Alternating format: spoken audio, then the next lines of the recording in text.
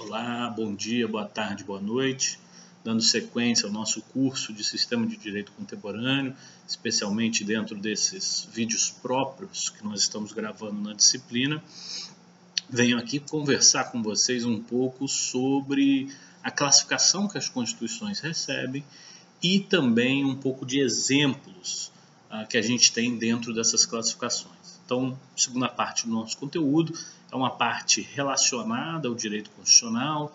Falamos e já vimos sobre o constitucionalismo. Agora vamos falar e vamos ver a respeito das constituições, né, o principal produto desse pensamento filosófico, desse movimento, dessa corrente de entendimento do funcionamento dos Estados, que é o constitucionalismo.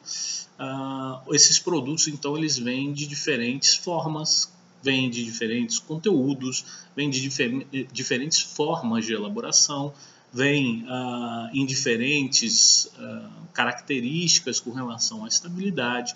Então, são algumas dessas classificações que nós vamos ver, sempre fazendo aí alguns exemplos da realidade atual. Então, dando exemplos de constituições dentro dessas classificações, que afinal de contas é uma da tônica, né, do nosso curso, é justamente a questão do direito comparado. Então, como primeira classificação das constituições que nós temos, seria com relação à forma. As constituições, então, elas apresentam basicamente duas formas, tá? Uma primeira é a forma escrita e a segunda é a não escrita. Constituição escrita é aquela que reúne num único texto todas as normas fundamentais e de organização do Estado criadas por um poder constituinte. Inclui também os direitos fundamentais e os limites de atuação do poder do Estado. Como vimos aí, os três elementos fundamentais do constitucionalismo, né? Como exemplo de Constituição escrita, nós temos várias, né? A grande maioria das constituições se apresenta dessa forma. Então, a Constituição brasileira é uma Constituição escrita. Nós temos um documento, né? Um livro escrito, enfim, um texto, né? Constitucional.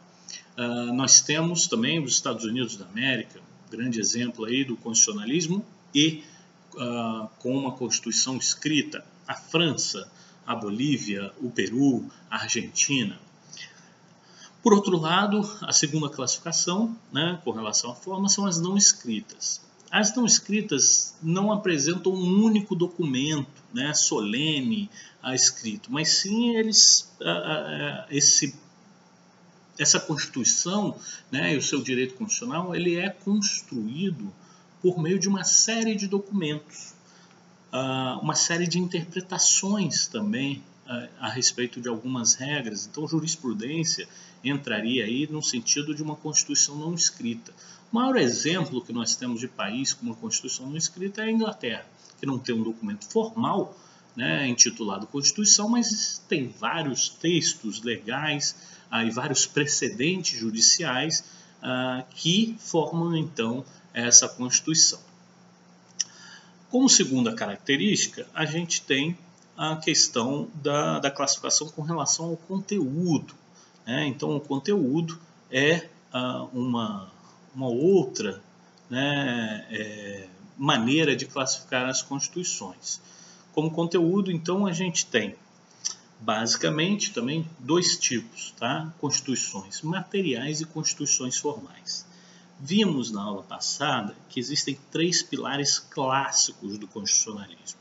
Tá? Primeiro, né, diz respeito aí uma estruturação do Estado, ou seja, uma organização estatal. O segundo, né, por meio dessa organização, né, uma separação dos poderes e o estabelecimento de direitos e garantias fundamentais. Esses seriam os pilares do constitucionalismo, né?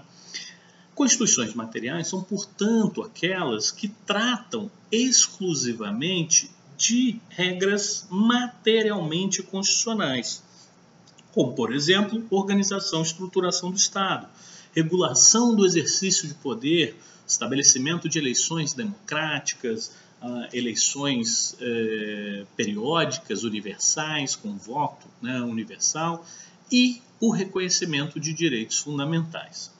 Como exemplo, a gente teria a Constituição norte-americana, inclusive é uma Constituição muito mais concisa do que, né, comparativamente com a Constituição brasileira.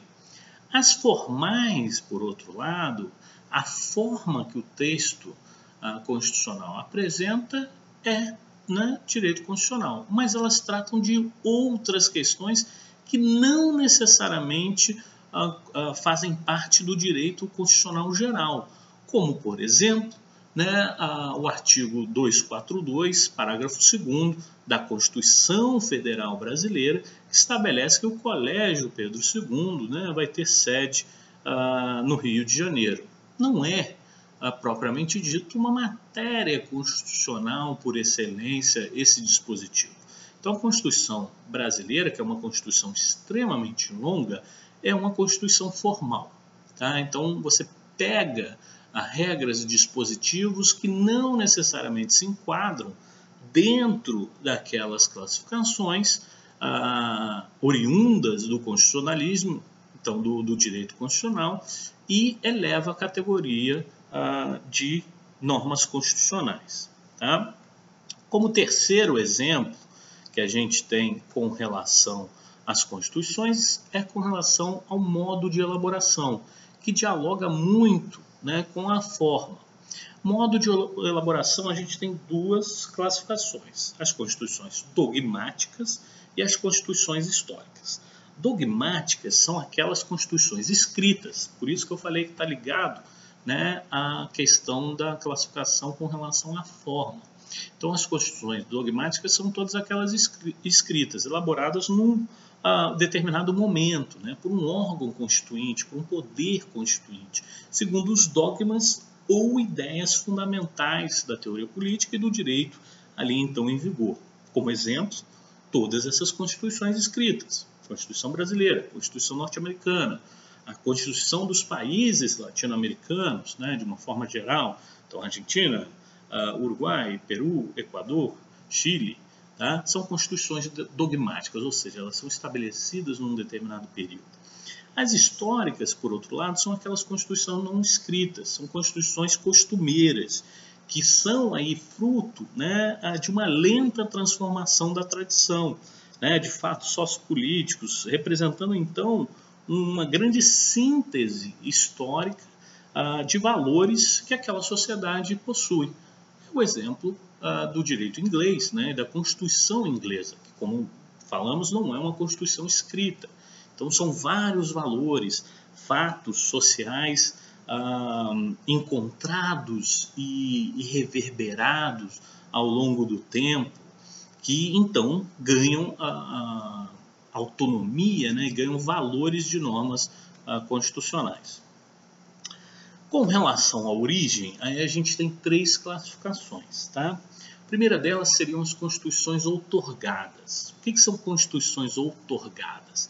São constituições impostas, né? Ou seja, elas nascem sem a participação popular. Né? Elas são resultado de um ato unilateral de vontade da pessoa, né, ou do grupo, de uma pequena oligarquia, né, que controla o poder político, e que se estabelece, então, pela outorga, pela entrega de um texto constitucional, apresentando algumas limitações do seu próprio poder. Tá? Um dos exemplos que a gente tem de Constituição outorgada nos tempos atuais seria a Constituição da Coreia do Norte, por exemplo, né? Então, que você tem alguma limitação ao poder do presidente, né, ao poder do ditador, tá? E apresenta elementos de organização do Estado também norte-coreano. Como segundo exemplo, a gente tem as democráticas, né, também chamada de populares. Aí, por outro lado, você tem uma participação ampla da sociedade, né, seja pelo voto universal, direto, né, seja pela própria participação, tá? Ou seja, né, pela própria participação nessa democracia direta, como plebiscito, referendo, discussões mais ativas e o papel da sociedade, né, da participação popular de uma forma mais ativa. Exemplos de constituições democráticas nós temos vários. Tá? O Brasil, a Argentina, a França, por exemplo, né, são grandes exemplos de constituições democráticas. Por último, dentro dessa classificação, a gente tem as constituições cesaristas, tá? Que seriam aí constituições em que existe um elemento de legitimação do texto constitucional, mas esse momento de legitimação do texto constitucional ele é muito limitado.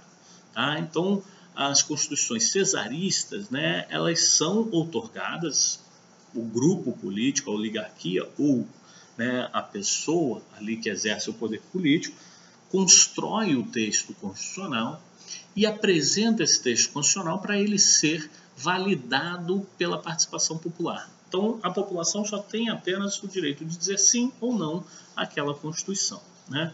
Como exemplo de constituições cesaristas, embora, né, com uma certa controvérsia, a gente tem as constituições da Bolívia e do Equador mais recentemente, que foram alteradas sem a participação da oposição, por questões intrínsecas, né, aos movimentos políticos desse país, e que alguns doutrinadores classificam como a Constituição cesarista, né, ou bonapartista também, vem justamente dessa época aí, do próprio Napoleão. Né. Com relação à estabilidade das constituições, a gente tem também algumas classificações. Então, elas podem ser rígidas, flexíveis ou semirrígidas. Tá? O que são constituições rígidas? São aquelas que não admitem modificação no seu texto, salvo em uma nova ordem constitucional, ou com regras específicas que diferem da mudança das leis ordinárias. Então, qualquer Constituição que não aceita mudança nenhuma, né, do seu texto, de nenhuma parte do seu texto, ou se aceita mudança, mas com um rito, né, muito mais exigente do que aquele estabelecido numa legislação ordinária, essa é classificada como uma Constituição rígida.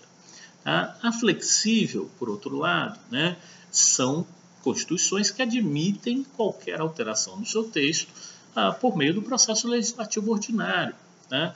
Um grande exemplo de Constituição flexível a gente teria aí a da República Francesa, que não há uma necessidade de um rito diferenciado para a mudança. A semirrígida, por outro lado, é a Constituição que estabelece, né, a mudança, tá, no seu texto constitucional apenas em algumas partes. Tá? E, mesmo nessas partes, com um rito diferenciado. Mesmo assim, né, apresenta também a semirrígida algumas cláusulas que são imutáveis. É o que a gente chama de cláusulas pétreas, ou seja, cláusulas que não podem ser modificadas, salvo por um novo poder constituinte originário. Tá? Então, essa seria aí a classificação com relação à estabilidade. Por último, existe uma classificação mais recente que coloca as constituições e as classifica, né, as divide de acordo com a correspondência com a realidade. Né? Foi Karl Lobenstein, um constitucionalista alemão, que criou, né, essa classificação das constituições justamente no sentido de se elas fazem ou não, né, correspondência com a realidade, ou seja, se o texto constitucional ele corresponde à realidade política do Estado.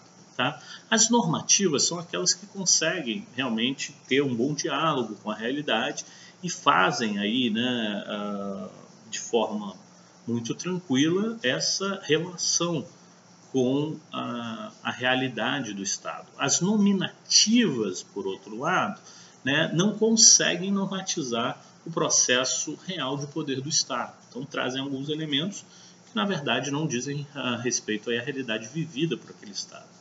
Tá? E, por último, a gente tem as semânticas, né, que não tem justamente nenhum objetivo de procurar, né, regular o processo real aí do poder, mas sim de manter e formalizar o poder político vigente, ou seja, só uma maneira de legitimar, né, esse